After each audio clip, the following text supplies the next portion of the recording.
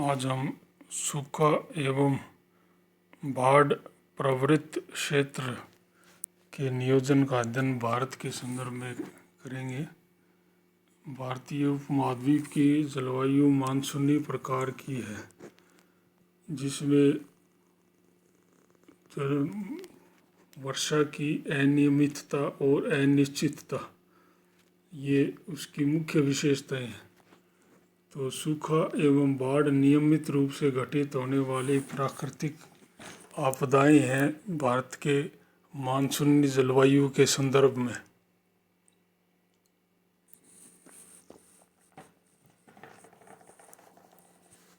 सामान्यतः पूर्वी अर्धभाग जो भारत का है वो जल आधिक्य का प्रदेश है, जबकि पश्चिमी अर्ध भारत जल न्यूनता का क्षेत्र है। तो पूर्वी अर्धभाग में आमतौर पर जल की अधिकता और बारिश की अधिकतर रहती है। यहाँ प्राय बाढ़ की प्रवृत्ति पाई जाती है, जबकि पश्चिमी अर्धभाग में सूखे की प्रवृत्ति रहती है। पश्चिमी अर्धभाग में वर्षा की परिवर्तनशीलता का प्रभाव अधिक पड़ता है, क्योंकि यहाँ पहले से जल की कमी रहती है। पूर्वी भाग में बाढ़ कम आएगी तो भी ज़्यादा दिक्कत नहीं है, क्योंकि बाढ़ खुद ही एक समस्या है। लेकिन पश्चिमी भाग में बारिश कम होने से सूखा पड़ता है, अकाल भी पड़ सकता है। भारत के सूखा प्रभावित क्षेत्रों को देखें तो सूखा प्रवृत्त क्षेत्र को कैसे परिभाषित किया गया। औसत से कम वर्षा एवं वर्षा की अनिश्चितता से प्रभावित क्षेत्रों को सूखा प्रवृत्त क्षेत्र कहा जाता है। इसमें उत्तर प्रदेश, मध्य प्रदेश का बुंदेलखंड क्षेत्र उत्तर प्रदेश और मध्य प्रदेश दोनों में व्याप्त है।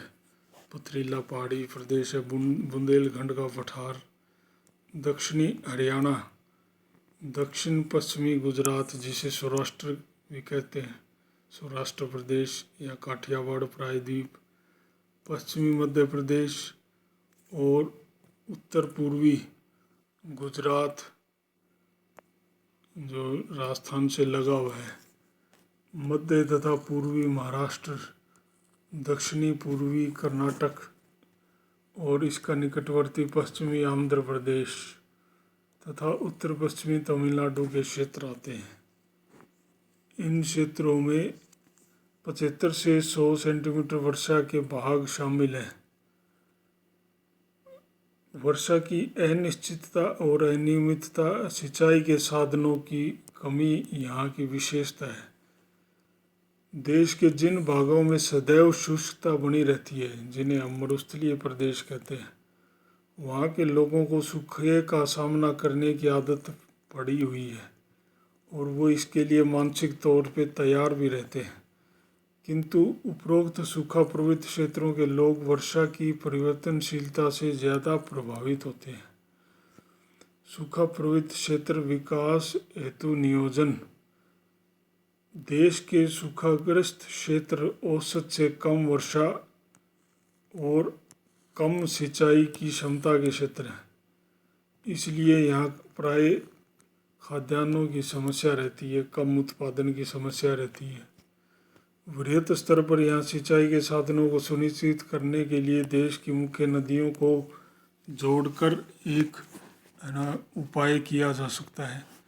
लेकिन सूक्ष्म स्थानीय स्तर पर सूखाग्रस्त क्षेत्रों की परंपरागत सिंचाई तकनीकों का विकास करके, यानी कि वर्षा जल संग्रहण करते हुए सूखे के प्रभाव को कम किया जा सकता है।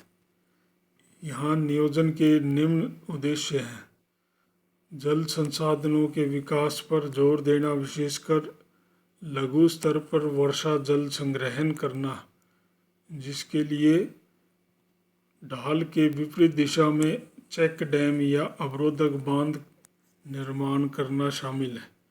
अवरोधक बांध या चेक डैम बनाने से उसी क्षेत्र का पानी, बरसात का पानी उसी एक क्षेत्र तक सीमित रह जाता है और फिर वहाँ के ग्राउंड वाटर को वो रिचार्ज करता है, भूमिगत जो जल है उसकी मात्रा को बढ़ा देता है, जिसका प्रयोग फिर किया जा सकता है साल तक या साल भर या उसके बाद में भी लंबे समय तक।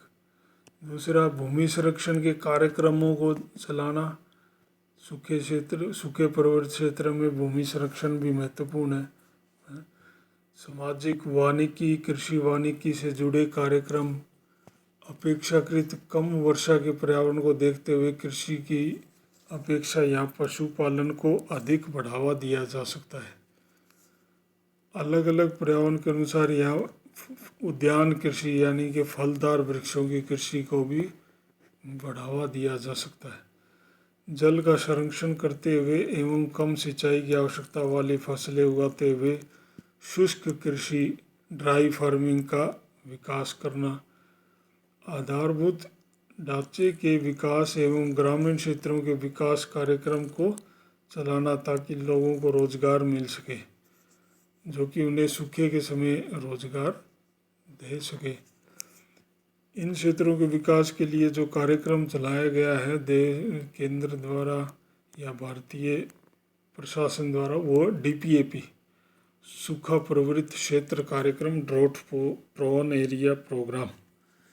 ऐसे क्षेत्रों की समस्याओं के निराकरण हेतु एक क्षेत्र आधारित आर्थिक विकास कार्यक्रम के रूप में यह DPAP कार्यक्रम चलाया गया है, जो केंद्र द्वारा प्रायोजित है, स्पॉन्सर्ड बाय सेंट्रल गवर्नमेंट है। इस कार्यक्रम का स्वरूप एक क्षेत्र आधारित सेक्टोरल कार्यक्रम का है, यानी कि कृषि, सिंचाई, उद्योग या अन्य सामाजिक आर्थिक क्षेत्रों में विकास की योजना बनाई जाती है, लेकिन वो एक क्षेत्र पर लागू की जाती है।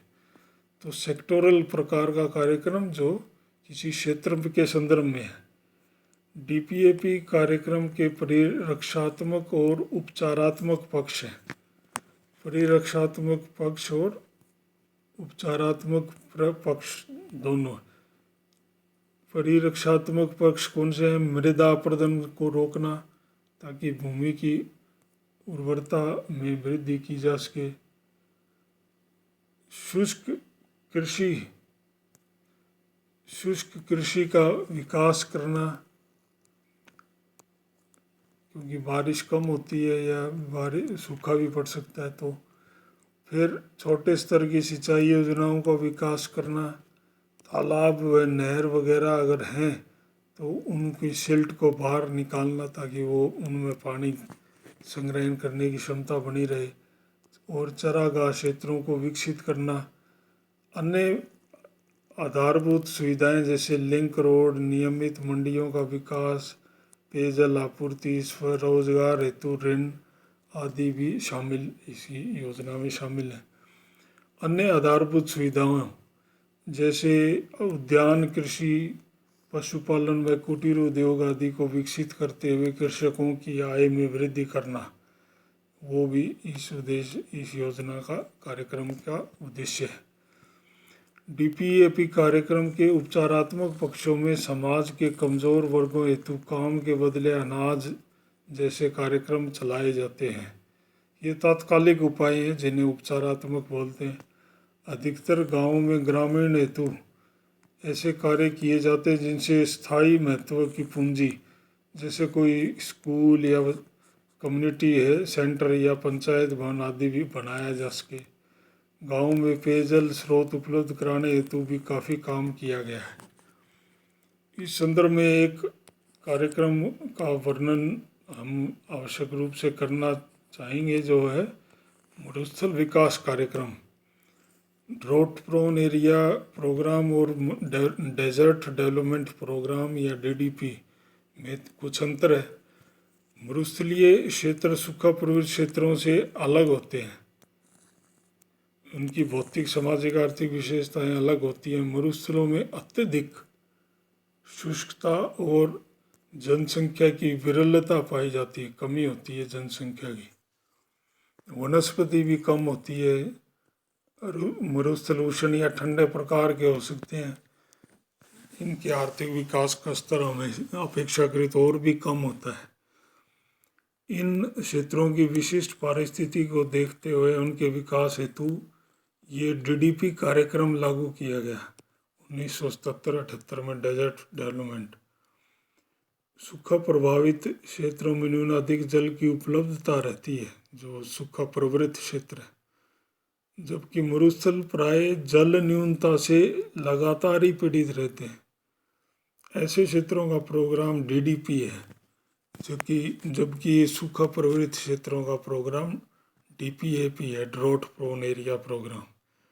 तो डीडीपी या मरुस्थल विकास कार्यक्रम राजस्थान, गुजरात, हरियाणा के उष्ण मरुस्थलीय पर्यावरण और ठंडे लद्दाख के मरुस्थल में संचालित किया गया है।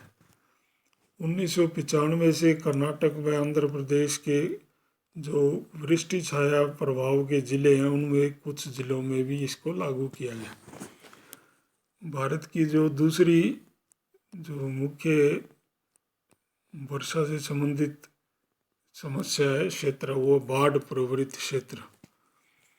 बाढ़ प्रवृत्त क्षेत्रों को भारत के बाढ़ प्रवृत्त क्षेत्रों को निम्न प्रकार बांटा जा सकता है, वितरण उनका दिखाया जा सकता है। जैसे पूर्वी क्षेत्र, यह प्रदेश उत्तर प्रदेश में घाघरा नदी से लेकर असम में ब्रह्मपुत्र नदी तक, बिहार, उत्तरी बंगाल, असम और पूर्वी उत्तर प्रदेश में फैला है। यहाँ पानी पाई जाने वाली जो नदियाँ हैं घाघरा, गंडक, कोसी, तीस्ता, गंगा, ब्रह्मपुत्र आदि हैं। दूसरा है उत्तरी क्षेत्र, इसमें जम्मू कश्मीर, हिमाचल, पंजाब, हरियाणा और पश्चिमी उत्तर प्रदेश के भाग आते हैं, जहाँ की मुख्य नदियों में रावी, व्यास, सतलुज, यमुना व गंगा अक्सर बाढ़ लाती हैं। फिर है मध्यवर्ती क्षेत्र, जिसका विस्तार गुजरात के तटवर्ती भागों, पश्चिमी व दक्षिण पूर्वी मध्य प्रदेश, दक्षिणी राजस्थान में बिखरे हुए रूप में मिलता है। यहाँ की जो मुख्य नदियाँ हैं उनमें साबरमती, नर्मदा, माही, चंबल आदि हैं। ये सब बाढ़ का कारण बनती रहती है। गुजरात का कच्छ प्रदेश विशिष्ट है, क्योंकि यहाँ मानसून काल में सागरीय जल भर जाता है। ये जो कच्छ का प्रदेश सागर के तल से अपेक्षाकृत कम ऊंचाई पे है, तो मानसूनी पवनों के साथ आने वाली लहरों से ये मानसूनी काल में भर जाता है, इसमें पानी भर जाता है, तो एक तरह की फ्लडिंग होती है। दक्षिणी क्षेत्र, इस क्षेत्र में बाढ़ प्रतिवर्ष न आकर कभी कभार ही आती है, जिसमें कर्नाटक के तटवर्ती भाग, तमिलनाडु व पूर्वी आंध्र प्रदेश के हिस्सों को गिना सकते हैं। मध्यवर्ती क्षेत्र में छत्तीसगढ़ और ओडिशा राज्य में महानदी और ब्राह्मणी जैसी नदियां अधिक जल बहाकर लाएं, तो उनके बाढ़ के मैदान और खासकर जब वो समुद्र में मिलती हैं उनके मुहानों पर तीव्र बाढ़ आने के चांस रहते हैं। तो सामान्यतः देखें तो बाढ़ किन कारणों से आती है? नदी के ऊपरी जल ग्रहण क्षेत्र में भारी वर्षा का होना एवं अतिरिक्त जल का तेजी से बहना, नदी के फर्श पर अवसादों के निक्षेपण से नदी का छिछला होकर बह जाना और वर्षा आने पर वो अपने किनारों को तोड़कर अपने जल को आसपास के बाढ़ के मैदानों में फैला देना। तीसरा, नदियों के जल ग्रहण तथा पर्वतीय भागों में वनोन्मूलन से वर्षा का जल भूमि में अवशोषित हुए बिना तेजी से बाढ़ के रूप में प्रवाहित होने लगता है। फिर नदी के पैंदे और निकटवर्ती बाढ़ के मैदान पर मानव द्वारा कृषि एवं बस्तियों के लिए अतिक्रमण कर लेना, तो नदी के जल को बहने के लिए और भूमि में अवशोषित होने के लिए पर्याप्त अवसर नहीं मिलता। इन कारणों से मानसूनी बाढ़ का स्वरूप इतना परिवर्तनशील है कि या तो वर्षा होती नहीं है और होती है तो तेज मूसलाधार रूप में होती है। तो तो मूसलाधार बारिश से बाढ़ आने की संभावना बढ़ जाती, क्योंकि भूमि उस जल को अवशोषित नहीं कर पाती। फिर है जल के बहाव की अनुकूल व्यवस्था न होना तथा सड़क, रेल व नहर इत्यादि द्वारा प्राकृतिक जल प्रवाह को बाधित करना। और अगला है तटवर्ती भागों में चक्रवात से होने वाली भारी वर्षा से बाढ़ आना।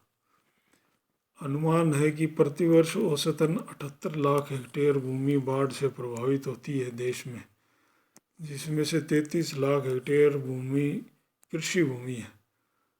सबसे ज़्यादा हानि उत्तरी बिहार, असम की ब्रह्मपुत्र घाटी, पूर्वी उत्तर प्रदेश इनमें, और फिर गुजरात, मध्य प्रदेश का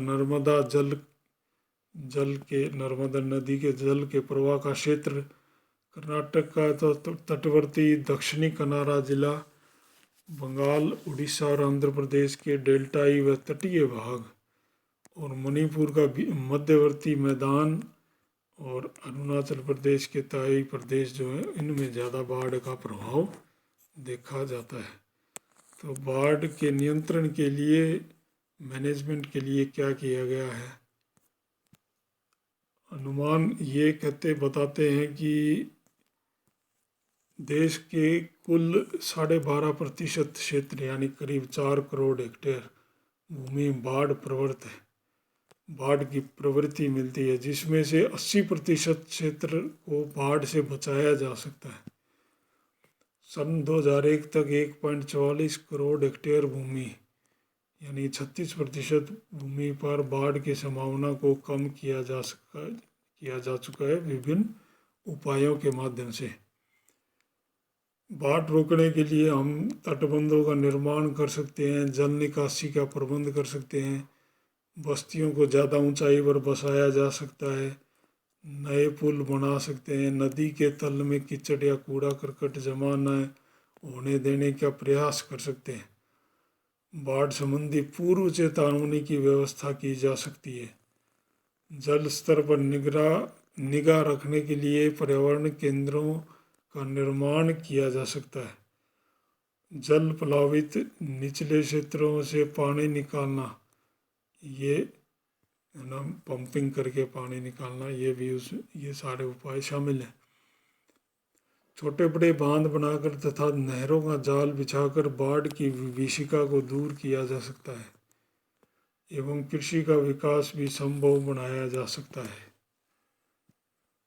राष्ट्रीय बाढ़ नियंत्रण कार्यक्रम जो है वो नेशनल फ्लड कंट्रोल प्रोग्राम 1956 में शुरू किया गया था।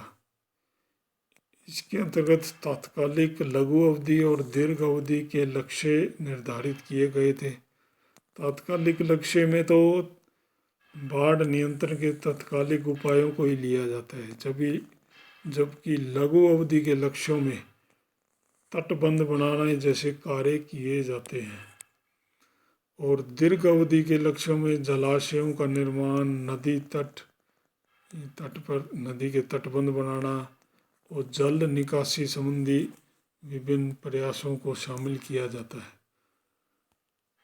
इस कार्यक्रम में अब तक 11,400 किलोमीटर लंबे तटबंध और 21,000 किलोमीटर लंबी जल निकासी की नालियां बनाई गई हैं, और 36% बाढ़ प्रभावित क्षेत्रों को सुरक्षित किया गया है।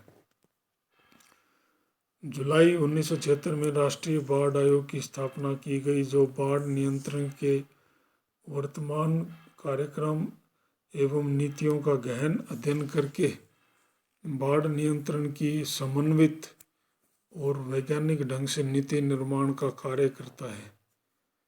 बाढ़ की पूर्व चेतावनी देने के लिए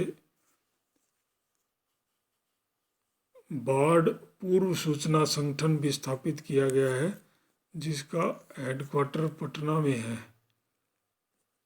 विभिन्न प्रयासों के बावजूद अब भी देश में लगातार प्रतिवर्ष बाढ़ आती है। इसका कारण यह है कि बाढ़ के केवल इंजीनियरिंग, है ना, अभियांत्रिक नियंत्रण के प्रयास किए गए हैं, जबकि प्राकृतिक रूप से बाढ़ की विभीषिका को दूर करने वाले कारक जैसे वृक्षारोपण करना, जल ग्रहण क्षेत्र का प्रबंधन करना, इन सब पर ध्यान नहीं दिया गया है। कुल मिलाकर देश में उचित जल संसाधन प्रबंधन का अभाव ही रहा है। यह प्रबंधन प्रकृति सम्मत, वैज्ञानिक और तर्कपूर्ण होना आवश्यक है। मात्र तात्कालिक या अल्पकालिक उपायों से समस्याओं के मूल कारणों का निवारण संभव नहीं हो पाता है। मूल कारकों के लिए दीर्घ अवधि की योजनाएं विवेकपूर्ण ढंग से, वैज्ञानिक ढंग से बनानी आवश्यक होती हैं।